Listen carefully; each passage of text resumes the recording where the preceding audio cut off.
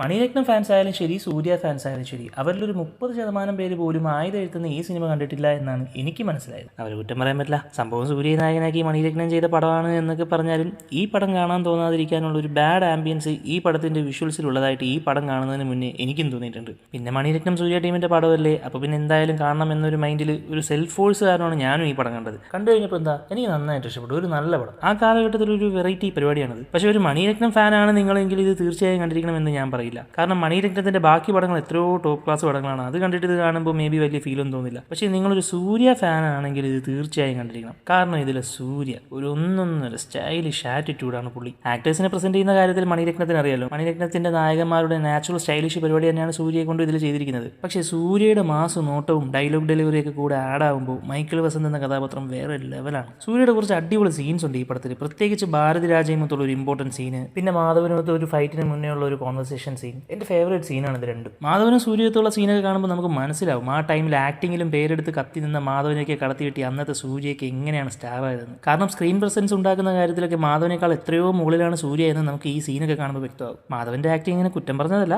മാധവനും ഇതേപോലെ സ്റ്റൈലിഷ് ആറ്റിറ്റ്യൂഡൊക്കെ ആയിട്ട് നടക്കുന്ന ഒരു റോള് നല്ല വെടുപ്പായിട്ട് തന്നെ മറ്റൊരു മണിരത്നം പടമായ ഗുരുവിൽ ചെയ്ത് വെച്ചിട്ടുണ്ട്. പക്ഷേ ഈ പടത്തിൽ മാധവൻ എടുത്താൽ പൊങ്ങാത്ത ഒരു റോളായിപ്പോയി, അതാണ് പ്രശ്നം. പിന്നെ സിദ്ധാർത്ഥും ഒരു തുടക്കക്കാരൻ എന്ന രീതിയിൽ അടിപൊളിയായിട്ടാണ് ആക്ട് ചെയ്തിട്ടുള്ളത്. പിന്നെ എൻ്റെ ഊഹം ശരിയാണെങ്കിൽ കപ്പട മീശയും വെച്ച് ഇങ്ങനെ നടന്ന സൂര്യയെ ക്ലീൻ ഷേവ് പഠിപ്പിച്ച് നമ്മൾ പിന്നെ സ്ഥിരമായിട്ട് കണ്ട സൂര്യയാക്കി മാറ്റി ആദ്യമായി പ്രസന്റ് ചെയ്തത് നമ്മുടെ മണിരത്നമാണെന്ന് തോന്നുന്നു ഈ പടത്തിൽ. എന്തായാലും എൻ്റെയും ഫേവറേറ്റ് സൂര്യ പടം വാരണമായരും അയനും ഒക്കെ തന്നെ ആണെങ്കിലും സൂര്യയെ കാണാൻ എനിക്ക് ഏറ്റവും കൂടുതൽ ഇഷ്ടം ആയുധ എഴുത്തിലാണ്. എന്താണ് നിങ്ങളുടെ അഭിപ്രായം?